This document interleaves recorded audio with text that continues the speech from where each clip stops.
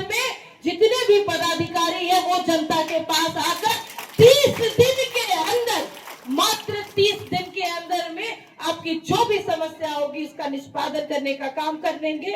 वरना जो मुख्यमंत्री कार्यालय पटना में अवस्थित है, इस ऑनलाइन पोर्टल सहयोग पोर्टल के माध्यम से वैसे दोषी पदाधिकारियों के ऊपर कड़ी कार्रवाई करने का काम होगा। और बिहार के मुख्यमंत्री सम्राट चौधरी ने बिहार के लोगों की समस्याओं का निदान करने के लिए सहयोग शिविर की शुरुआत की है।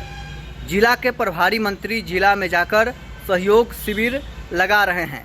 अब ऐसे में सीतामढ़ी के प्रभारी मंत्री श्रेयसी सिंह सीतामढ़ी के सहयोग शिविर में अधिकारियों को खुलेआम चेतावनी दे दी है।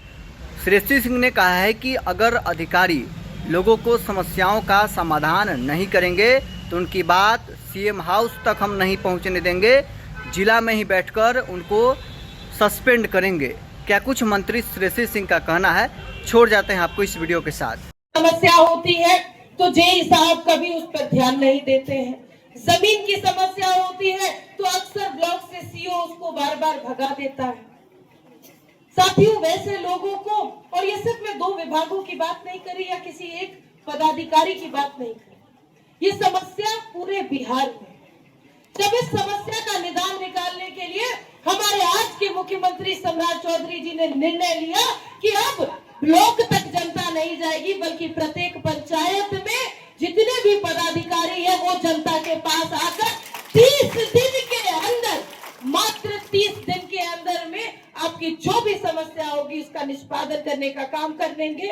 वरना जो मुख्यमंत्री कार्यालय पटना में अवस्थित है, इस ऑनलाइन पोर्टल सहयोग पोर्टल के माध्यम से वैसे दोषी पदाधिकारियों के ऊपर कड़ी कार्रवाई करने का काम होगा। और यहाँ तक 30 दिन के अंदर अगर उन्होंने किसी भी फाइल को रोक के रखा तो निलंबन भी किया जाएगा। साथियों, ये कहते हैं कि ये डबल इंजन की सरकार है, ये माननीय मुख्यमंत्री सम्राट चौधरी जी की सरकार है।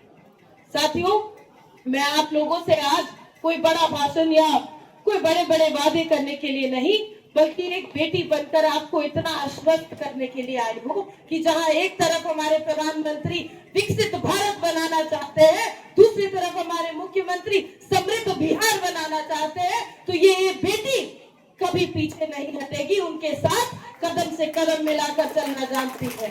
और यहाँ जितने भी पदाधिकारी है ब्लॉक के लेवल के, कान खोल के सुन लीजिए, ये वो बेटी है जो महावीर की धरती से आती है, बाबा बैद्यनाथ के आंगन से आती है, हाथ में बंदूक उठा के स्वर्ण पदक भी भारत के लिए जीतना जाना है, और सर झुकाकर प्रणाम करके जनता की सेवा करना भी जाना है। मैं आप लोगों को कह देती हूँ कि किसी भी प्रकार की जनता को कोई भी दिक्कत नहीं होनी चाहिए।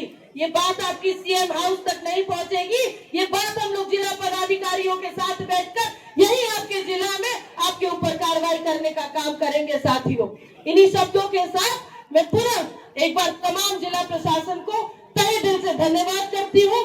ब्लॉक के प्रशासन से ये उम्मीद रखती हूँ कि जिस सेवा और ईमानदारी भाव से एनडीए की सरकार आगे बढ़ रही है, जिस तरह से भारतीय जनता पार्टी के लोग कार्यरत हैं, ठीक उसी तरह से उसी ईमानदारी के साथ आप लोग भी ब्लॉक की समस्या को दूर करेंगे। और साथियों, मैं अकेले नहीं चली, मेरे साथ साथ मेरे एनडीए के, भारतीय जनता पार्टी के, जनता दल यूनाइटेड के सभी साथी।